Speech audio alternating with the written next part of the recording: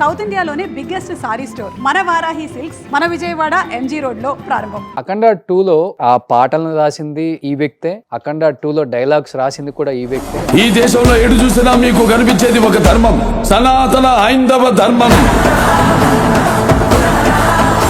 మీకు బాగా నచ్చిన ఒక మంచి డైలాగ్? ఉగ్రభూతాలు ఊరి మీద పడుతూ ఉంటే చూస్తూ ఊరుకోవడానికి ఈ నేల అసురుడు అనుకున్నావా, ఈశ్వరుడిది, పరమేశ్వరుడిది. ఆయన గనక అడుగు పెడితే జరిగేది తాండవం, అఖండ తాండవం. అఖండ 3 కూడా ఉందా? ఉంటుంది. ఏదన్నా ఒక్కొక్క సాంగ్. అమ్మేలేని దేవుడి వంటూ అన్నా, అందరిలోనూ అమ్మను చూసే బాలుడు నువ్వే మా దేవా. సూపర్. సందర్భం కాదు కానీ ఒక మాట చెప్తాను నేను. అఖండ సినిమాలో బాలయ్య బాబుని అఘోరాన్ని చేద్దామన్న ఒక మాట ఆయన చెప్పినప్పుడు సుమారుగా 3 నెలల పైన దాని మీద చర్చ జరిగింది. మేమందరం వ్యతిరేకించాం. ఒక హిమాలయాల లాంటి ప్రాంతంలో మీరు చెప్పులు లేకుండా నడవటం అనే దాన్ని మీరు కనీసం ఊహ కూడా మీకు అందదు. ఆయన నడుస్తారా? ఆయన నడిచారు. ఆయన ఈ సినిమా కోసం నడిచారు. రకరకాల న్యూస్లు వస్తున్నాయి. ఆ సినిమా ప్రీమియర్స్ ఆగిపోగానే బాలయ్య బాబు గారు కూడా కోపంతో బోయపాటి గారు ఇంటికి వెళ్ళారు. 6 సంవత్సరాల నుంచి జరుగుతున్న కేసు ఒక్కసారిగా ఈసారి రిలీజ్ టైంలోనే కావాలని బాలీవుడ్ వాళ్ళతో కూర్చొని ఇక్కడ వాళ్ళు కొంత కుట్ర పన్నారు అనేది ఒక వర్గం చర్చ. వాళ్ళ పాపని ఫస్ట్ టైం నాకు తెలిసి తేజస్విని సహనిర్మాత. అటు ఏమో ఆ చర్చ జరుగుతుంది, ఇటేమో ఈ చర్చ జరుగుతుంది. కానీ దేన్ని చూడాలా కూడా అర్థం కావట్లే ఎవరికి కూడా పాపం. ప్రతి ఒక్కళ్ళు ఎప్పుడు రిలీజ్ అవుతుంది? Best of your knowledge. Best of my knowledge నాకు తెలిసి అయితే 12వ తారీఖు అవ్వచ్చు. వెండి కొండ మీద ఈశ్వరుడి తాండవం ఎలా అప్రతిహతంగా జరుగుతుందో, వెండి తెర మీద బాలయ్య బాబు అఖండ తాండవం కూడా అద్భుతంగా అలాగే జరుగుతుంది. Hi, hello, welcome to Suman TV. నేను మీ రోషన్. అఖండ 2 నిజంగా రిలీజ్ అయ్యి అందరూ కూడా పండుగ చేసుకునే ఒక తరుణం. అలాంటిది ఒక్కసారిగా ఒక గంట ముందు ప్రీమియర్ షోస్ పడిపోతున్నాయి. టికెట్లు కూడా తెగాయి, కటౌట్లు కట్టారు, ఫ్లెక్సెస్ కట్టేశారు, అన్నీ చేసేసారు. బాలయ్య బాబుకి పాలాభిషేకం కూడా చేసేద్దామని అందరూ ఫ్యాన్స్ పండగ చేసుకుంటున్నారు థియేటర్స్ ముందు. అలాంటిది ఒక్కసారిగా ట్విట్టర్లో ఒక ట్వీట్ చూడగానే అందరికీ మైండ్ దొబ్బింది పాపం. నిజంగా చెప్పాలంటే తెలుగులో మాట్లాడుకోవాలంటే ఎక్కువ బీసీ సెంటర్లలో బాలయ్య బాబు సినిమాలని, ఆయన డైలాగులని అభిమానించిన వాళ్ళే లేరు. బట్ అలాంటిది నిజంగా ఎప్పుడు రిలీజ్ అవుతుందో కూడా తెలియదు. డేట్ కూడా కన్ఫర్మ్ అవ్వలేదు. నిజంగా బాలకృష్ణ గారి కెరీర్లో, అంటే ఒక పెద్ద హీరోకి ఎవరికైనా కానీ వాళ్ళ కెరీర్లో రిలీజ్ కన్నా ముందు ఒక 1 వీక్ 10 డేస్ ముందు ఒక డేట్ పోస్ట్పోన్ అయ్యేన సందర్భాలు కొన్ని ఉన్నాయి. కానీ ఒక్కసారిగా ఒక గంటలో షో పడిపోతున్నప్పుడు సినిమా ఆగిపోవటం అనేది హిస్టరీలో ఎప్పుడూ జరగలేదు. For the first time Balakrishna గారికి జరిగింది ఆయన కెరీర్లో. చాలా చాలా కష్టంగా అనిపిస్తుంది ఏ హీరోకైనా. ఇది ఇండస్ట్రీకి కూడా చాలా కష్టంగా అనిపిస్తుంది. అఖండ 2లో ఆ డైలాగ్స్ కానీ ఆ పాటలు కానీ చూస్తున్నప్పుడు నిజంగా గూస్ బంప్స్ అనమాట. ఆ పాటలను రాసింది ఈ వ్యక్తే.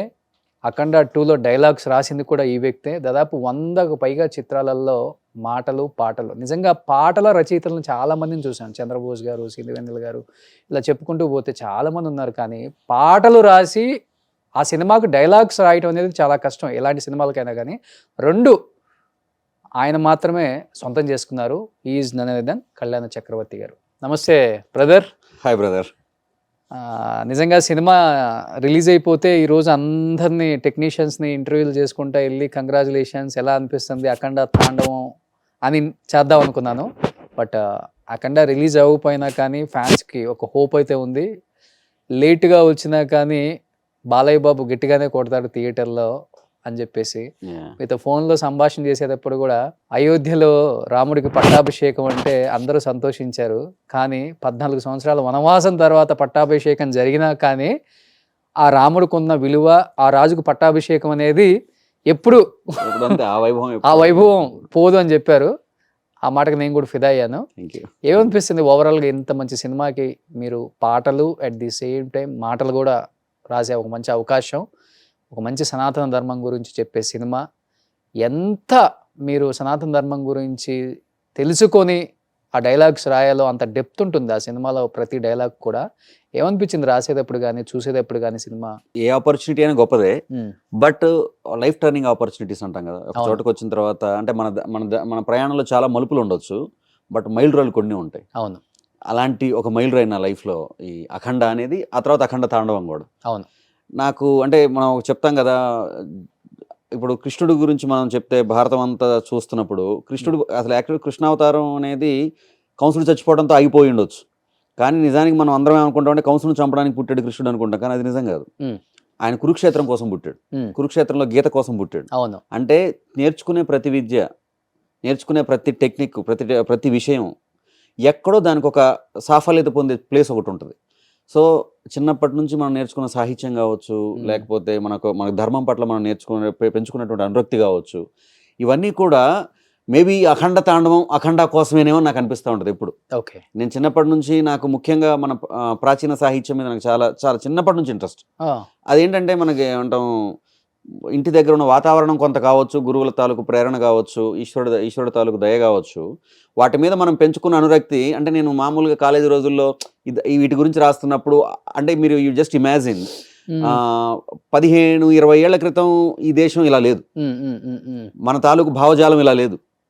ఆ 15 ఏళ్ల క్రితం 20 ఏళ్ల క్రితం వీటి గురించి సనాతన ధర్మంలో ఎక్కడో ఆదిశంకరాచార్యులు చెప్పిన గొప్ప మాట గురించి నేను పోయిట్రీలోనే ఎక్కడో రాస్తున్నప్పుడు, అరే ఇదేంట్రా, జస్ట్ బీ ఇన్ ట్రెండ్ రా, ఇప్పుడు ట్రెండ్లో ఉండు, ఒక చక్కటి ఐటమ్ సాంగ్ రాయి, లేకపోతే ఒక చక్కటి ఇది రాయి అది రాయి అని నా ఫ్రెండ్సే చెప్పేవాళ్ళు. ఫర్ దట్ మ్యాటర్ నాకు అంటే నేను ఆ రోజు ఎక్కడో నా కాన్షియస్ చెప్పింది లేదు, దీనికోసం ఒక విలువ వచ్చే రోజు ఒకటి వస్తుంది, ఈశ్వరుడు మనకి ఇది ఇచ్చాడంటే దీని తాలూకు ఫలితం ఎక్కడో ఇస్తాడు అని. సో ఆ రోజు నేనేదైతే ఫేస్ చేశానో దాని తాలూకు టోటల్ అవుట్పుట్ ఇక్కడ రావాల్సిందని రాసి పెట్టింది అనిపిస్తూ ఉంటుంది నాకు ఇప్పటికీ. నేను when I collect my days. So Balakrishna గారి సినిమాలు థియేటర్లో చూడటానికి వన్ ఆఫ్ ద రీజన్, ఎవరైనా కానీ ఆయన ఫ్యాన్సే కాదు వేరే వాళ్ళ ఫ్యాన్స్ అయినా కానీ, ఓన్లీ డైలాగ్స్. ఆయన లాగా డైలాగ్ డిక్షన్ ఎవరు చెప్పలేరు, అది ఇలా వెళ్తుంది. అవును, మిగతా హీరోస్ లాగా ఆయన ఉండదు, డిఫరెంట్గా ఉంటుంది, డిఫరెంట్ ఉంటుంది. ఈ సినిమాలో చాలా పెద్ద పెద్ద డైలాగులు.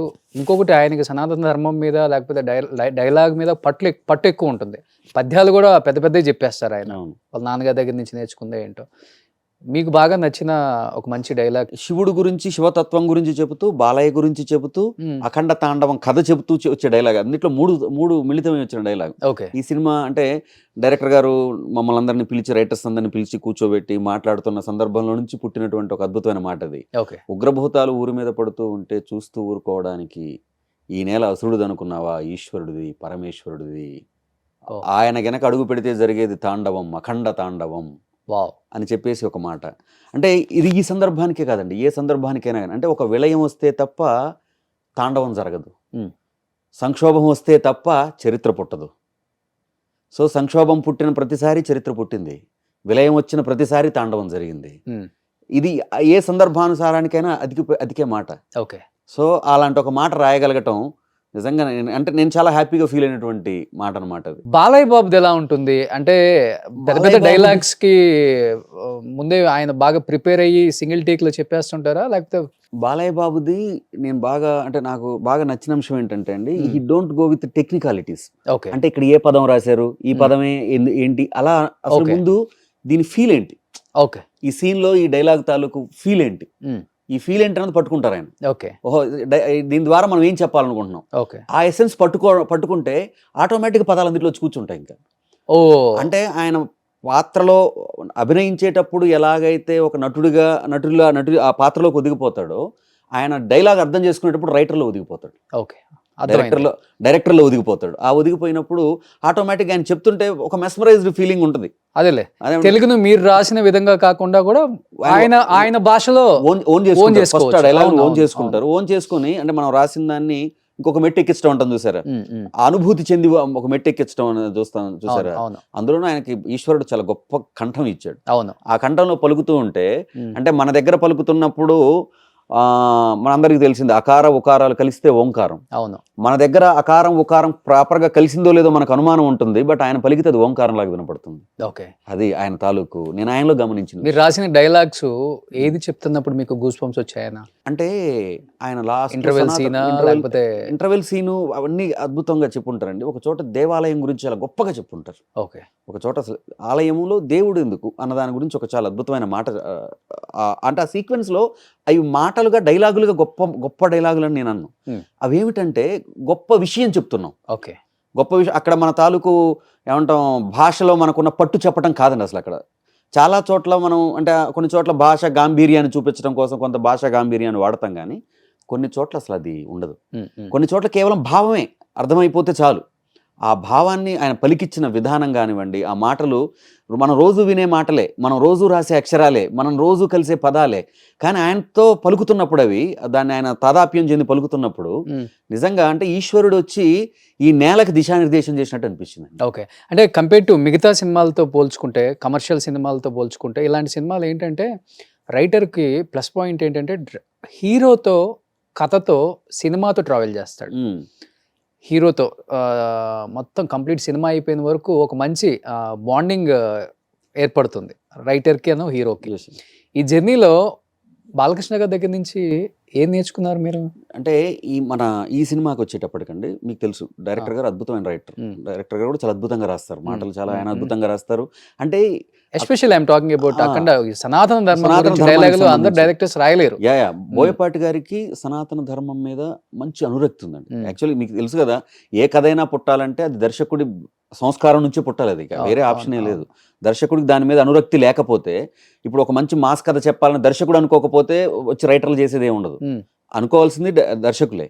సో అద్భుతమైన ఆలోచన ఆయనకి. అఖండ క్యారెక్టర్ని అంటే ఇది సందర్భం కాదు కానీ ఒక మాట చెప్తాను నేను.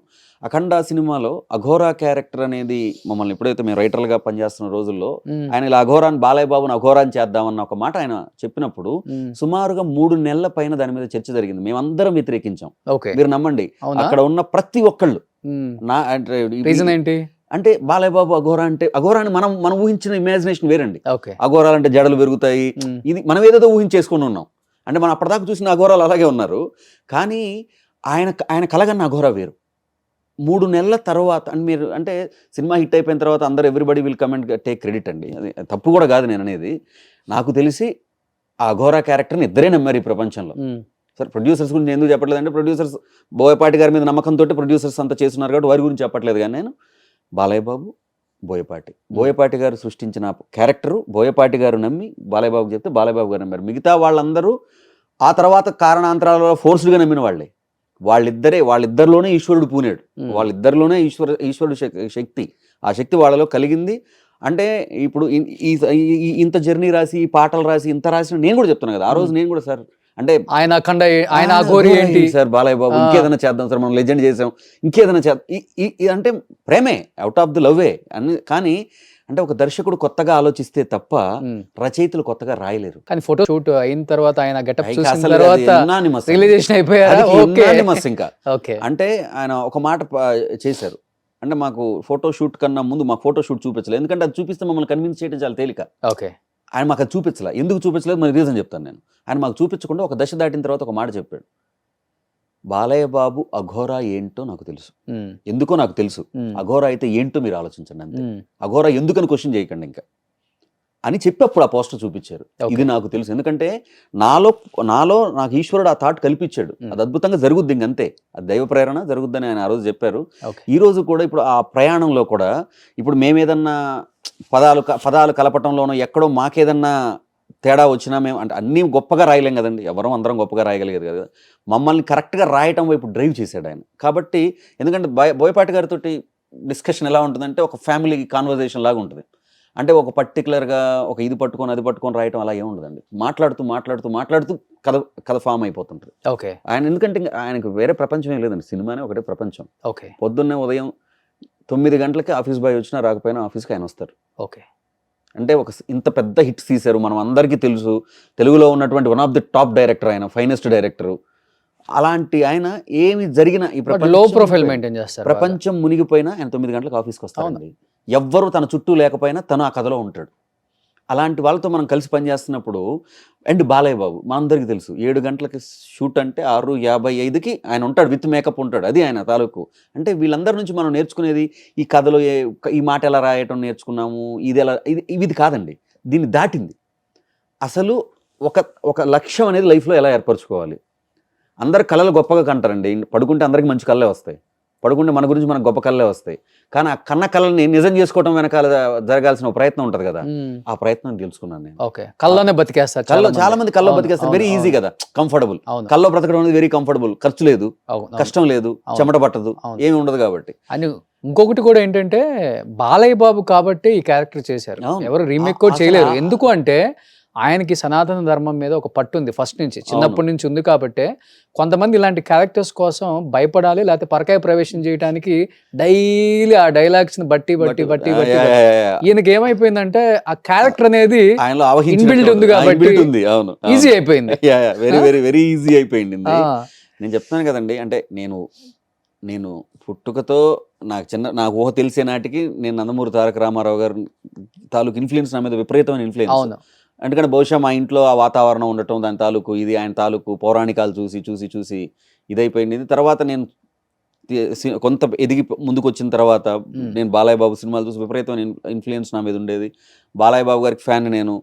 అంటే నేను ఫ్యాన్గా బాలయ్య బాబును చూసి, అంటే ఎక్కడో విజిల్ కొట్టాము, ఆయన సినిమా వచ్చింది, సినిమా స్క్రీన్ మీద పడగానే విజిల్ ఒకటి కొట్టాము, ఆయన టికెట్స్ కోసం క్యూలో నిలబడ్డాం, అంటే మనం ఆ కాసేపు పడే ఆ ఆనందం కోసం, మనకు ఆ కాసేపు ఆనందాన్ని ఇవ్వటం కోసం, ఆ కాసేపు మనల్ని ఆ ఉత్తేజితులు చేయటం కోసం ఆయన వెనకబడే కష్టం, నేను అఖండలో అంత నాకు అవకాశం రాకపోయినా అఖండ 2 సినిమా టయానికి అసలు ఆయన పడే కష్టం ఏంట్రా, ఇది ఇంత కష్టపడితే మనం ఆనందపడుతున్నావా అంటే అందరికీ ఏం తెలుసు, బయటికి రాగానే ఒక లగ్జరీ కార్లో వెళుతూ హాయ్ చెప్పేటువంటి వాళ్ళని మాత్రం చూస్తాం, హీరోలు అంతే. మనకు తెలిసిన ఇదేంటన్నారు, ఏమిట్రా వాళ్ళకి అందరూ ఉంటారు, టచ్ అప్ బాయ్స్ ఉంటారు, అది ఉంటారు, ఇది ఉంటారు, రకరకాలుగా ఉంటుంది, ఇన్ని కంఫర్ట్స్ ఉంటాయి, ఇన్ని కంఫర్ట్స్లో ఏం కష్టం అని. అంటే ఒక హిమాలయాల లాంటి ప్రాంతంలో మీరు చెప్పులు లేకుండా నడవటం అనేదాన్ని మీరు కనీసం ఊహ కూడా మీకు అందదు. ఆయన నడిచారు, ఆయన ఈ సినిమా కోసం నడిచారు. అంటే ఆయనలో ఈశ్వరుడు పూనాడండి, ఇంకంతే. ఇంక మనం ఏమి దీంట్లో అంటే ఏదో సినిమా ఉంది, దాని గురించి మనం ఏదో గొప్పగా చెప్పాలి అంటే, మనం ఏం చెప్పినా థియేటర్లో జనాలు దాన్ని నిర్దేశించేస్తారు, దాని తాలూకు స్థాయి నిర్దేశించేస్తారు.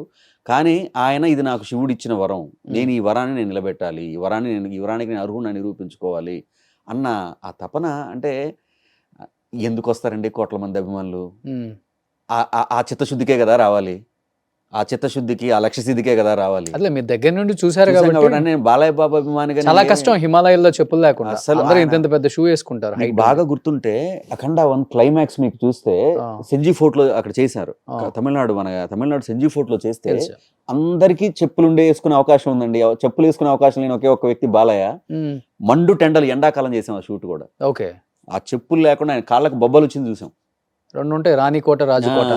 అసలు అంటే ఆయన, నేను చెప్పాను కదండి, అంటే పెద్ద ఆయన నందమూరి తారక రామారావు గారు రాముడిగా, కృష్ణుడిగా అవతారాలేసి ఈ నేల మీద ఆ విష్ణుతత్వాన్ని ప్రచారం చేయడానికి ఎలా పుట్టారో, బాలయ్య బాబు ఈ క్యారెక్టర్ ద్వారా శివతత్వాన్ని ఈ నేలకి, సనాతన ధర్మానికి మరొక్కసారి ఆ జ్యోతిని వెలిగించడానికి పుట్టారని నేను నమ్ముతాను. కానీ ఇంత కష్టపడ్డారు అందరూ కూడా.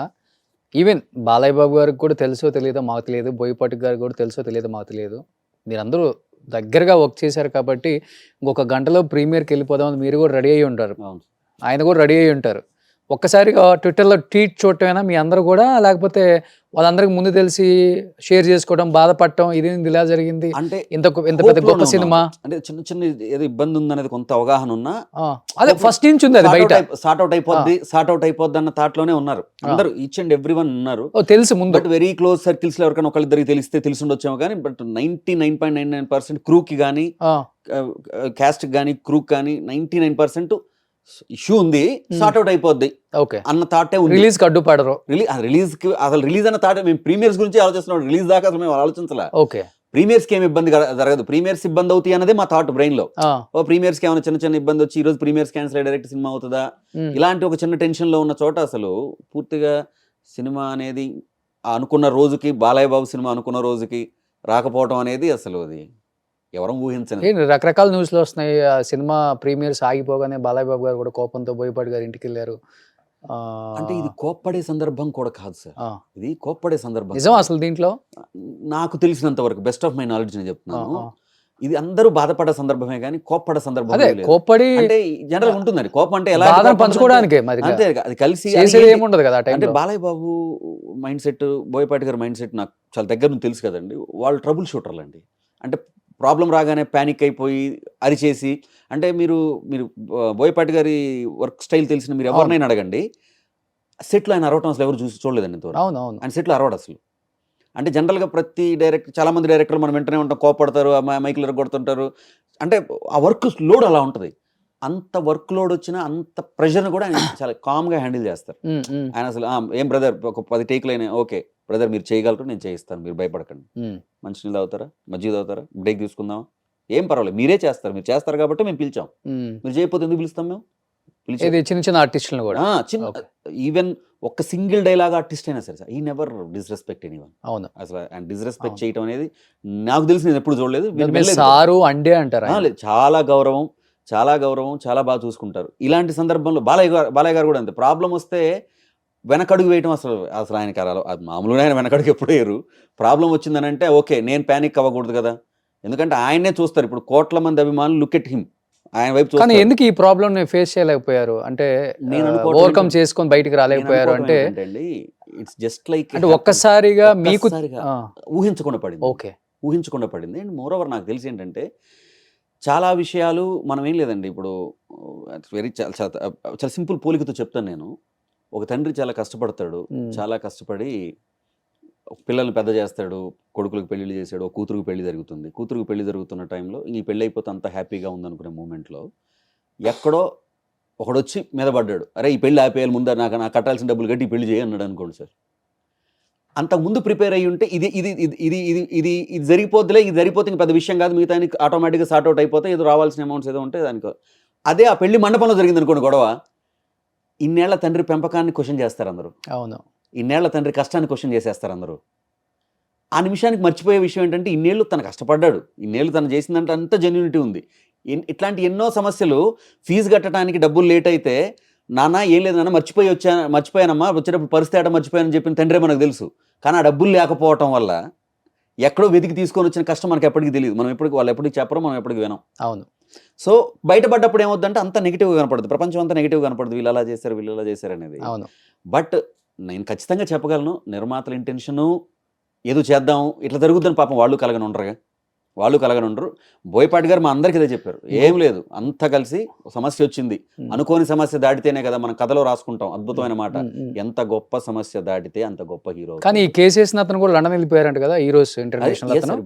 ఇప్పుడు వాళ్ళ వైపు నుంచి ఇప్పుడు ప్రతి కథ చాలా మంది కాంటాక్ట్ అవుదాం అన్నా కానీ కాంటాక్ట్ లో లేరంట. ఫ్లైట్ లో వెళ్ళిపోదాం అంటే ఫ్లైట్ లో ఇండిగో ఆగిపోయింది. మోర్ ఓవర్ లాస్ట్ ఆల్మోస్ట్ మనకి క్లోజ్ సర్కిల్స్ లోనే ఉన్నాం కాబట్టి మనం ఆల్మోస్ట్ అన్ని సార్ట్ అవుట్ అయిపోయాయండి. మండే మనకు ఒక చిన్న కోర్టు ఇది ఉండింది, అతను కోర్టులో కేసు వేస్తున్నారు. అవును, ఆ కోర్టుది మండేకి క్రాష్ అవుద్ది అనేది 99% నమ్మకం. పాసిబుల్ అవుతుందా? యాక్చువల్లీ నిన్న మనకి లేట్ అయిపోయింది. అంటే ఆల్మోస్ట్ వాళ్ళు క్లెయిమ్ చేయటం 28 కోట్లు ఏదో తీసుకున్నారు, 14% ఏదో ఇంట్రెస్ట్ రేటు, 24 కోట్లు ఏమో మళ్ళీ అయింది. దాదాపు 53-54 కోట్లు. అదే పాత ఒక 20-30 ఏదో అంటున్నారు. దాదాపు 80-90 crores ఉన్నాయంట బకాయిలు చెల్లించాల్సినవి. ఇంకొకటి ఏంటంటే ఇది టేబుల్ ప్రాఫిట్ సినిమా. అసలు బాలయ్య మూవీ అంటేనే ఏదో హిట్ ఆర్ పక్కన పెడితే టేబుల్ ప్రాఫిట్ ఉంటుంది. ఇది ఇంకా ఎక్కువ టేబుల్ ప్రాఫిట్. అక్కడ 2 నెక్స్ట్ లెవెల్లో ఉన్నాయి. అక్కడ ఏపీ గవర్నమెంట్, ఇక్కడ తెలంగాణ గవర్నమెంట్ 2 జీవోలు ఇచ్చేసాయి. టికెట్స్ పెంచవచ్చు, ప్రీమియర్ 600, టికెట్కి 100 రూపాయలు పెంచేశారు కూడా. అందరూ అంటారు గవర్నమెంట్ అంటారు, గవర్నమెంట్ లో ఉండి మీరు చేయలేకపోయారంటే గవర్నమెంట్ ఏం చేస్తుంది? గవర్నమెంట్స్ ఏం చేస్తారు? వాళ్ళు ఇచ్చిన పథకాలకే డబ్బులు లేక వాళ్ళు అల్లాడిపోతుంటే ఈ సినిమాలకి ఏం చేస్తారు వాళ్ళు? ఎవరైనా చుట్టం అయితే చుట్టం అవ్వచ్చు, అది వేరే విషయం. మనం అర్థం చేసుకోవాల్సిన విషయం ఒకటండి, ఫ్యాన్స్ చాలా ఎమోషనల్. మనం ఎందుకంటే ఆ రోజు కోసం చాలా కళ్ళగంటారండి ఫ్యాన్స్. మనం ఊర్లో ఉన్నప్పుడు నేను ఒక ఫ్యాన్, బాలయ్య బాబు ఫ్యానే కాబట్టి ఊర్లో ఉన్నప్పుడు ఆ రోజు కోసం చాలా ప్లానింగ్స్ ఉంటాయి. ఈ నర్చర్ జరిగింది కదా బాగా, ఈ నర్చర్ జరగటం వల్ల ఊరికి ఇంకాసేపట్లో అయిపోతుంది, ఇంకాసేపట్లో వస్తుంది అన్నప్పుడు ఒక రకమైనటువంటి మానసిక ఆందోళన కూడా అందరికి ఉంటుంది. దాంట్లోంచి మాట్లాడతారు. దీని మధ్యలో ఎవరో అడ్వాంటేజ్ తీసుకునే వాళ్ళు ప్రతి చోట ఉంటారు. ప్రతి చోట ఒక సందర్భం జరుగుతుందంటే దాన్ని ఏదో తప్పుదావ పట్టించాలని ఏదో ప్రయత్నాలు చేస్తూ ఉంటారు. కానీ నేను చెప్తున్నాను, కష్టం వచ్చిన ప్రతిసారి ఇండస్ట్రీ ఒకటి, కష్టం ఎదురైతే కానీ ఇండస్ట్రీలో కొంతమంది పెద్దవాళ్ళు కావాలని కుట్ర పన్నారు బాలయ్య బాబు మీద, ఈ సినిమా రిలీజ్ అవ్వకుండా కావాలని వాళ్ళతో కేసు వేయించారు. 6 సంవత్సరాల నుంచి జరుగుతున్న కేసు ఒక్కసారిగా ఈసారి రిలీజ్ టైంలోనే ఎందుకు ఇంత ఏదో కావాలని బాలీవుడ్ వాళ్ళతో కూర్చొని ఇక్కడ వాళ్ళు కొంత కుట్ర పన్నారు అనేది ఒక వర్గం చర్చ. ఇంకోటి ఏంటంటే ఒకవేళ చర్చ అనేది పక్కన పెడితే వాళ్ళు చాలా మంచి మనుషులు. 14 రీల్స్ వాళ్ళు, రామ్ గారు, గోపి గారు, వాళ్ళ మీద అందరికీ చాలా మంచి మనుషులు. చాలా మంది ప్రొడ్యూసర్స్ రెడీగా ఉన్నా కానీ వాళ్ళు మంచోళ్ళు, మనతో సినిమా చేస్తున్నారు, ఇప్పుడు కొంచెం లోలో ఉన్నారు, మనం సినిమా చేస్తే వాళ్ళు కొంచెం పెరుగుతారు, సినిమా ఇద్దామని వాళ్ళకి ఇచ్చారు. ఇలాంటి ప్రాబ్లం ఉందని ఆయనకి తెలుసు కూడా. వాళ్ళ పాపని ఫస్ట్ టైం నాకు తెలిసి తేజస్విని సహ నిర్మాత ఆమెను ఫస్ట్ టైం పెట్టడం, అది ఒక సెంటిమెంట్ గా. సో కానీ ఇలా జరిగినందుకు అటేమో ఆ చర్చ జరుగుతుంది, ఇటేమో ఈ చర్చ జరుగుతుంది. కానీ దేన్ని చూడాలా కూడా అర్థం కావట్లే ఎవరికి కూడా పాపం. అంటే నేను సినిమా ఆయన మీద కుట్ర పన్నే వాళ్ళు ఎవరు అనేది కొంతమంది అంటే. నేను సినిమా ఇండస్ట్రీకి వచ్చి 7 సంవత్సరాలు 7వ సంవత్సరం నేను సినిమా ఇండస్ట్రీకి వచ్చి, అంటే బయట మాట్లాడుకునే మాటలకి అంతరంగంగా ఉన్న మాటలకి ఎప్పుడు వ్యత్యాసం ఉంటుందండి. లోపల ఏం మాట్లాడుకుంటున్నారు, లోపల ప్రతి ఒక్కళ్ళు అవతల వాళ్ళని గౌరవిస్తారండి ఫస్ట్ ఇక్కడ. ఎందుకంటే నేను ఇప్పుడు మీరున్నారు, మీ విలువ నాకు తెలుసో తెలీదో నాకు తెలియదు, కానీ ఇంకొక యాంకర్కి మీ విలువ బాగా తెలుస్తుంది. ఎందుకంటే ఆ పొజిషన్కి రావడానికి, ఆ పొజిషన్ హోల్డ్ చేయడానికి అది చిన్న విషయం కాదన్న విషయం. అంటే క్రికెట్లో ఒక రోహిత్ అద్భుతమైన షాట్ కొట్టాడు అనుకోండి, బయట ఎక్కడ ఉన్నోడికి తెలియకపోవచ్చు, కానీ విరాట్ కోహ్లీకి తెలుస్తుంది. అంటే ఏమి షాట్ ఆడారా, ఈ షాట్ ఆడాలంటే ఎంత టైమింగ్ ఉండాలని. అట్లా ఇక్కడ ప్రతి హీరో గారి మీద అవతల హీరోకి చాలా విలువ ఉంటుంది, చాలా గౌరవం ఉంటుంది. అరే అంత పెద్ద లెగసీ మోయటం చిన్న విషయం కాదురా అని మాట్లాడుకుంటారు. బిఫోర్ ఉండదులే కానీ ఇప్పుడు పాన్ ఇండియా పాన్ వరల్డ్ వచ్చిన తర్వాత కొంత రైవలరీ కొంత నడుస్తుంది అనేది ఉంది బయట. Rivalry is just created by emotions అండి, నాట్ బై దెమ్. వాళ్ళకి ఒకళ్ళు ఇప్పుడు మోసేవాళ్ళు ప్రతి చోట ఏమనిపిస్తుంది, మావాడు గొప్ప, తప్పేం లేదండి. ఇప్పుడు లక్ష్మణుని అడిగితే రాముడు గొప్ప అంటాడు, కుంభకర్ణుని అడిగితే రావణాసురుడు గొప్ప అంటాడు. తగ్గపోరు రైవలరీ ఉంది అంటుంటారు బయట. కానీ మనం అందరికీ తెలిసిన విషయం, మనం రామాయణం అందరం చదివాం. రాముడికి రావణాసురుడు అంటే అత్యంత గౌరవం, రావణాసురుడికి రాముడు అంటే అత్యంత గౌరవం. ఇదే కదా మనం చదివాం. అంతే. కానీ గొడవలన్నీ కొట్లాట్లన్నీ గొడవలు పెట్టుకునేదంతా పక్కన ఉన్న వాళ్ళతో. అది తప్పు కూడా కాదు, ప్రేమ. మావాడు గొప్ప అదే లేకపోతే అదే లేకపోతే ఇప్పుడు నా దేశం గొప్ప అని నేను అనుకోకపోతే ఒక వీరుడు లేడు, నా హీరో గొప్ప అని నేను అనుకోకపోతే ఒక హీరో లేడు. అది ఆ ఎమోషన్స్ నుంచి వచ్చిందే. కానీ నాకు బెస్ట్ ఆఫ్ మై నాలెడ్జ్ నేను చెప్పగలను. ఎప్పుడు రిలీజ్ అవుతుంది best of your knowledge? Best of my knowledge నాకు తెలిసి అయితే 12వ తారీఖు అవ్వచ్చు, ఇది కమింగ్ 12th అవ్వచ్చు, లేకపోతే క్రిస్మస్ టైం. అంటే మనం it's all about related to the commercial aspects అండి. అగైన్ మనం ఓవర్సీస్ లో సినిమా రిలీజ్ చేస్తాం, అది క్రిస్మస్ టైము. అవతార్ రిలీజ్ ఉంటుంది అక్కడ అమెరికాలో. కానీ ఇప్పుడు ఈ టైంలో రిలీజ్ అయితే బాగుండేది. ఏం సినిమాలు లేవు ఇప్పుడు ఇంకా. మీకు ఫోన్లో చెప్పిన మాటేనండి, రాముడికి ఎప్పుడు పట్టాభిషేకం జరిగినా అది ఘనమైన కార్యక్రమం, అందులో డౌట్ ఏం లేదు. కాకపోతే అనుకున్న రోజు జరిగితే ఇంకెక్కువ ఆనందపడతాం. సంక్షోభం వచ్చిందంటేనే చరిత్ర సృష్టించబోతున్నాం, సంక్షోభం నుంచి పుట్టేది చరిత్ర, అందులో అనుమానమే లేదు. ఐ థింక్ పుష్ప కూడా ఇలాంటి టైంలో రిలీజ్ అయింది. అవును సార్. ఇప్పుడు మనం ఊహించండి, అఖండకు కూడా మనం సంక్షోభంలోనే ఉన్నాం. ఈ సంక్షోభం కాకపోవచ్చు, అది అప్పుడేంటి పాండమిక్ సంక్షోభం. అసలు ఆడిటోరియంకి ఎవరైనా వస్తారా రారా. ప్లస్ మనం అఖండ ఎలా షూట్ చేసామండి, ఫుల్ లాక్డౌన్స్ మధ్యలో భయంగా ప్రతి అడుగులో ఈ షెడ్యూల్ చేస్తే మళ్ళీ ఒక షెడ్యూల్ అలా కదా చేసాము. అవును, అక్కడ ఒక సంక్షోభం ఉంది, కాకపోతే అది ఎవిడెంట్ సంక్షోభం కాదు, ఇది ఎవిడెంట్ సంక్షోభం దాటి అఖండ ఎలాగైతే అఖండంగా నిలబడిందో, ఇది శివుడి తాండవం లాగా మనకి ఈశ్వరుడు అన్ని అడ్డంకులు తొలగిస్తాడంటారా 12th కి? గొప్ప మాట అంటారండి, శివుడు ఉండే కొండని వెండి కొండ అంటారు, రజతాచలం అంటారు.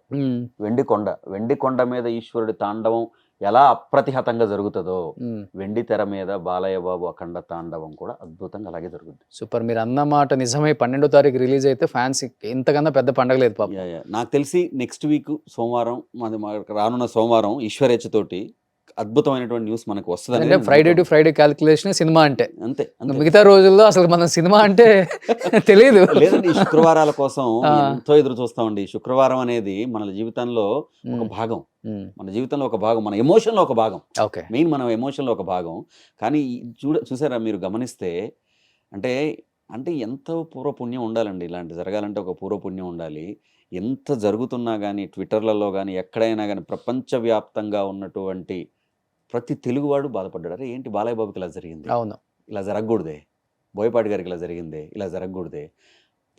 ఫ్యాన్స్ కూడా అందరూ కూడా ఒక మాట మీద, నేను ఇవాళ ట్విట్టర్లో చూస్తుంటాను కదా, ట్విట్టర్లో ఫాలో అవుతూ ఉంటాను, సోషల్ మీడియాలో చూస్తున్నాను కదా, ఎవరో ప్రతి చోట 100 వడ్ల గింజలో 2 తాలు గింజలు ఎక్కడా ఉంటాయి, ప్రతి చోట ఎందుకంటే ఉంటాయి. ఆఫ్టర్ అన్స్టాపబుల్ చిన్న చిన్న పిల్లలు కూడా బాలయ్య బాబు ఫ్యాన్స్ అయిపోయారు. మన బాలయ్య కదా, మన బాలయ్య, జై బాలయ్య అనే మాట ఒక స్లోగన్ గా మారిపోయి మన బాలయ్య అనే మాట వచ్చేసింది. అవును. సో అందరూ ఆయన అభిమానిస్తారు, అందరూ ఇది చేస్తారు. మధ్యలో ఎక్కడ సోషల్ మీడియాలో అవాకులు చవాకులు పేలే వాళ్ళు ఎవరో ఉంటారు, ఆ ముసుగులు వేసుకుని తిరిగే వాళ్ళు ఉంటారు. వాళ్ళు ముసుగు దొంగలు దేశం అంతా ఉన్నారు, తప్పేం లేదు.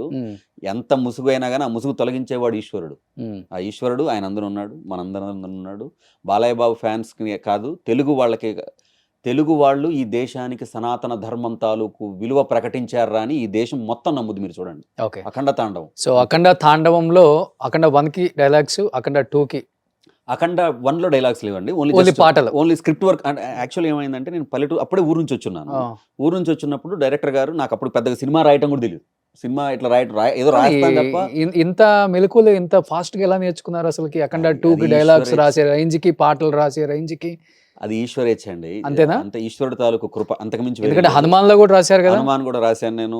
అదే అంటే నేను చెప్తున్నాను కదండి, ఆయన, నేను ఊరు నుంచి ఒక మట్టి ముద్దలాగా వచ్చానండి. వస్తే తీసుకొని వచ్చి కూర్చోబెట్టి కళ్యాణ్, ఆయనకి ఏంటో మరి తెలియదు ఆ సోదర ప్రేమ ఏంటనేది. బోయపాటి గారికి అంత ప్రేమ ఒకటే ఊరా మీది? కాదు, ఒక ఊరు కాదు, ఒక ఏరియా కాదు. నాకు అంతకుముందు ఆయన పరిచయం లేదు. ఎట్లా కలిసింది మరి మీకు? నేను బోలేషావళి గారిని ఒక మ్యూజిక్ డైరెక్టర్. అవును, బోలేషావళి గారు.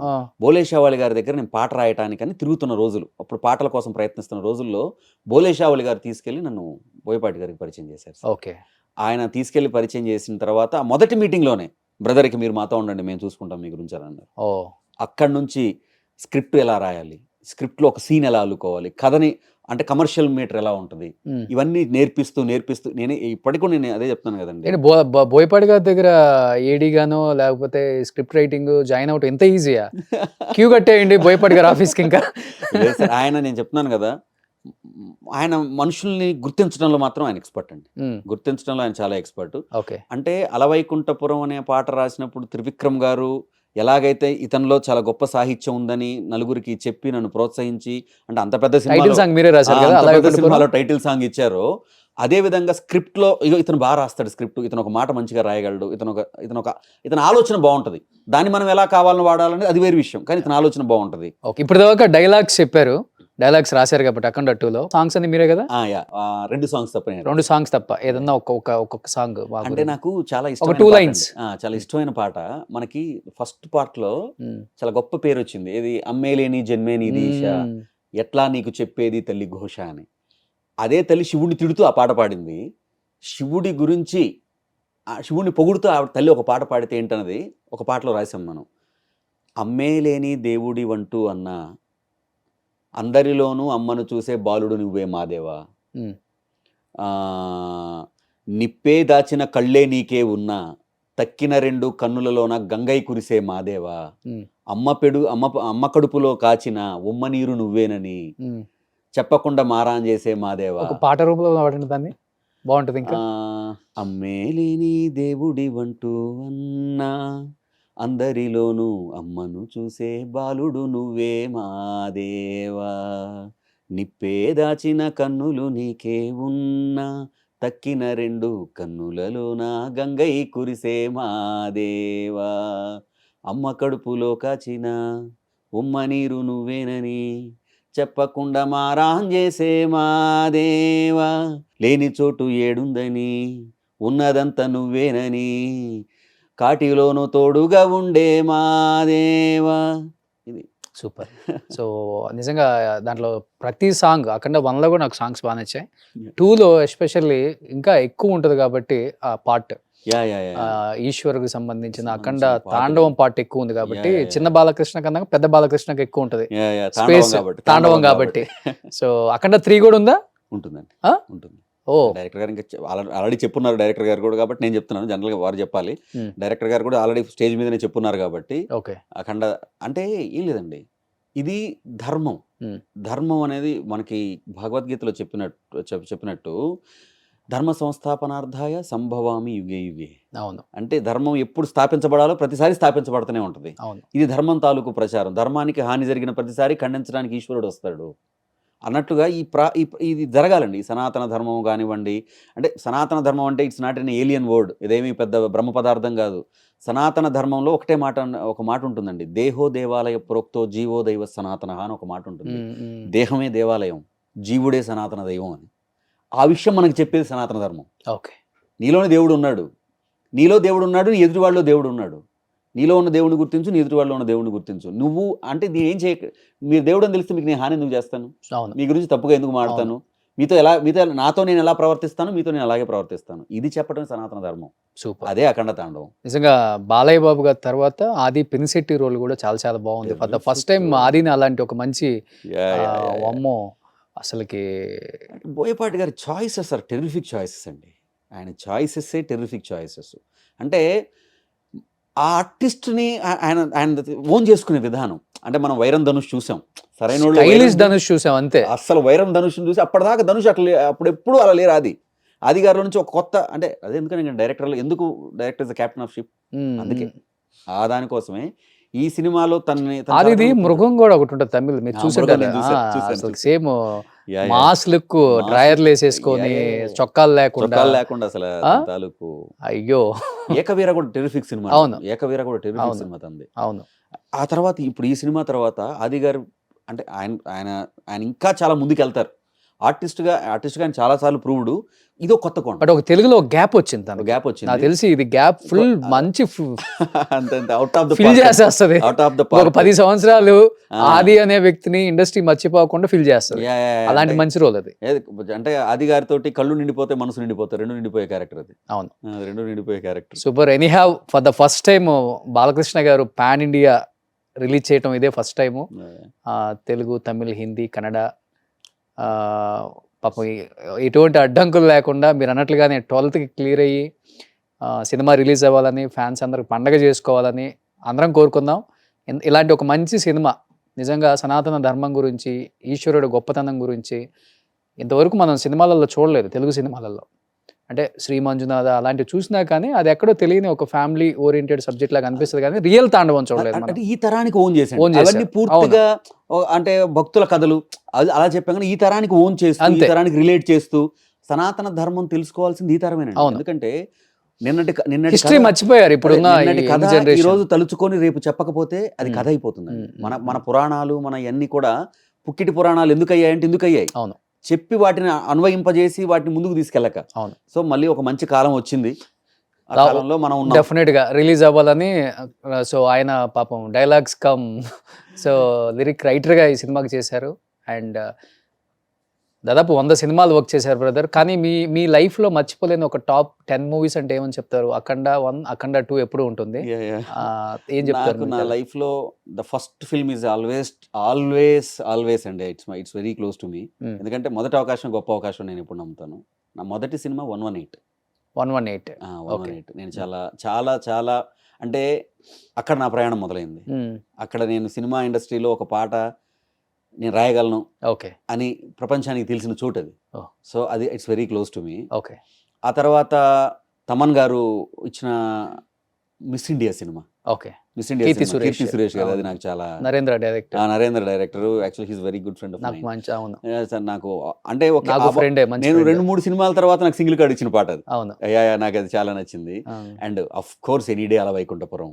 అంటే అలవైకుంఠం అంటే మనం ఉన్న చోటుని ప్రపంచం అంతా తిరిగి చూసేలా చేసింది ఆ సినిమా.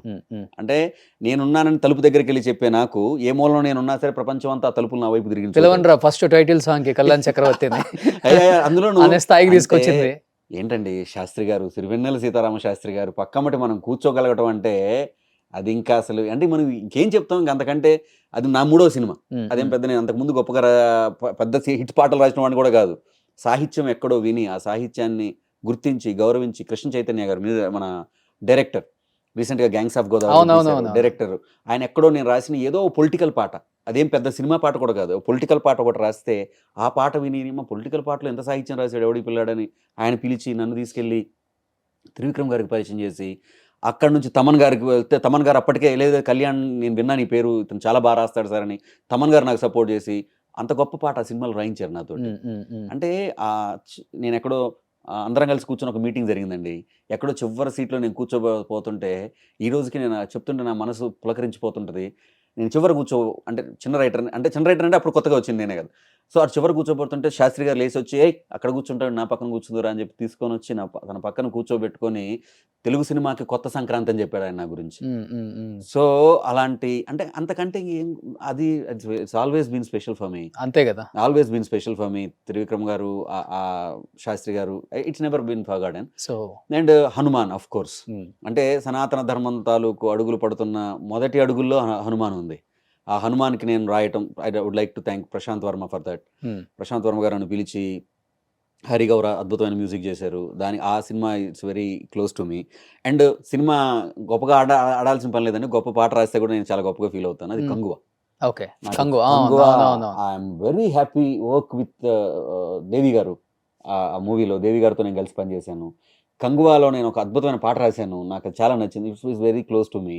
అండ్ భీమా అని ఒక సినిమా చేశాను, భీమా నాకు చాలా ఇష్టమైన బ్రో. అసలు ఇంకా కమింగ్ టు కళ్యాణ్ గారు, నెక్స్ట్ బ్రో ఓజీ. బ్రో అంటే బ్రో నాకు చాలా మంది సరే, ఇప్పుడు ఓజీ టెరిఫిక్ గా ఆడింది సినిమా, మెలోడీ రాసే అవకాశం వచ్చింది ఫస్ట్ టైం. ఉండిపో అని చక్కటి మెలోడీ రాశాను నేను. కానీ బ్రో గురించి నాకు ఎక్కడికి వెళ్ళినా కళ్యాణ్ గారు అన్నారు, కళ్యాణ్ గారు ఫ్యాన్స్ అన్నారు. ఎలా అసలు ఆ కాలగమన సంకాశం అని నేను ఒక పాట రాశాను. అది ఏంటంటే కాలం మీద ఇలాంటి పాట ఇంతవరకు ఎవరు రాయలేదు, చాలా బాగా వచ్చింది అని కళ్యాణ్ గారు ఇచ్చిన ప్రోత్సాహం. అంటే ఎవరు ఈ కుర్రాడు ఇలా రాసాడు ఏంటి అంటే the biggest compliment I have ever got from him. Somewhere I thought of it, ఇది శాస్త్రి గారు రాశారేమనుకున్నాను, ఎవరు కళ్యాణ్ చక్రవర్తి అంటే ఎవరు. అంతకంటే మనకి పెద్ద ఉపమానం ఏముంది.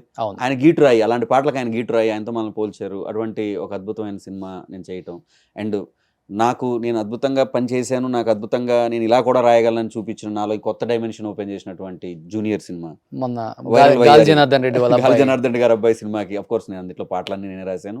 బట్ నేను అప్పటిదాకా నేను ఎవరో అనుకోలేదు, ఐటమ్ సాంగ్ నేను రాస్తాను ఎవరు అనుకోలేదు. అది అలాంటి ఐటమ్ సాంగ్ రాస్తాను ఎవరు అనుకోలేదు. అది ఇట్స్ డిఫరెంట్ కదా. ఎంగ్లో ఉన్నారు, ఎందుకు ఉండదు, మాత్రం ఉంటుంది లోపల. అందరు కలిసి తీసుకొచ్చి అలా ఫస్ట్ నుంచి మేబీ కొంచెం మెచ్యూర్డ్ సాంగ్స్ రాయటం వల్ల అటువైపు మన వైపు అలా చూసి నాలో ఒక డిఫరెంట్ కోణం దేవి గారు అద్భుతమైనటువంటి ఎక్స్ప్లోర్ చేశారు. మీతో ఐటమ్ సాంగ్ రాయిస్తాను, త్రివిక్రమ్ గారు మీతో టైటిల్ సాంగ్ రాయించారు, నేను మీతో ఐటమ్ సాంగ్ రాయించారు. అఖండ 2 తర్వాత కూడా నాకు తెలిసి మీ డేట్స్ దొరకవు, ఇంకా మంచి మంచి సినిమాలు తీయాలి. ఎందుకంటే మన యంగ్ హీరోస్ కూడా ఇప్పుడు సనాతన ధర్మం వైపు అడుగులు వేస్తున్నారు. కొంతమంది అదేదో క్యాష్ చేసుకుందాం అని చూస్తున్నా అన్నారు, కానీ కాదు, తెలియాలి. ఇప్పుడున్న యంగ్ జనరేషన్ తెలియాలని వాళ్ళు కష్టపడుతున్నారు. కాబట్టి ఇంకా మంచి మూవీస్ చేయాలని మనస్ఫూర్తిగా కోరుకుంటున్నాను brother. Wish you good luck, entire team of Akhanda 2. Good luck అక్కర్లేదు, అడ్వాన్స్ కంగ్రాచులేషన్స్. ఆల్రెడీ హిట్ కొట్టేసిన ఖాతాలో పడిపోయింది ఇప్పుడు. సో ఈ అడ్డంకులన్నీ తొలగిపోయి 12th మీరు అన్నట్లుగానే రిలీజ్ అవ్వాలని కోరుకుందాం. So thank you so much. Thank you so much. First of all అంటే మనం సుమన్ టీవీలో మనం ఇంతకుముందు అఖండ 1 అప్పుడు ఒకసారి మాట్లాడుకున్నాం. అది ఎటువంటి ఇది తీసుకొచ్చిందో మన అందరికీ తెలుసు. అఖండ 2 మీతోటే మొదలైంది. సో మళ్ళీ మాట్లాడుకోవడం కూడా మీతోటే మొదలైంది. Thanks for inviting. First of all I would like to thank Suman TV. నాకు టెక్నీషియన్స్ సపోర్ట్ చేయడం చాలా ఇష్టం. Thank you. ఎంత కష్టపడితే ఆ స్థాయికి వస్తామో, మేము కష్టపడ్డాం కాబట్టి మాకు తెలుసు. అదే ఇందాక చెప్పాను కదా, ఒక కష్టం తెలిసిన వాళ్ళు ఇంకో కష్టాన్ని అర్థం చేసుకోగలరు, గుర్తించగలరు. కానీ I would like to thank all Suman TV audiences and all Suman TV management and particularly especially my bro you. I would like to thank and definitely Akhanda Thandavam మనం ఆడబోతా ఉన్నాం. డెఫినెట్ గా చూసి విజిల్స్ చేసుకుంటా, పేపర్లు చింపుకుంటూ చూద్దాం థియేటర్ లో. Thank you so much. Thank you. Suman టీవీలో మీ personal and business promotions కోసం కింది నెంబర్ కి కాంటాక్ట్ చేయండి.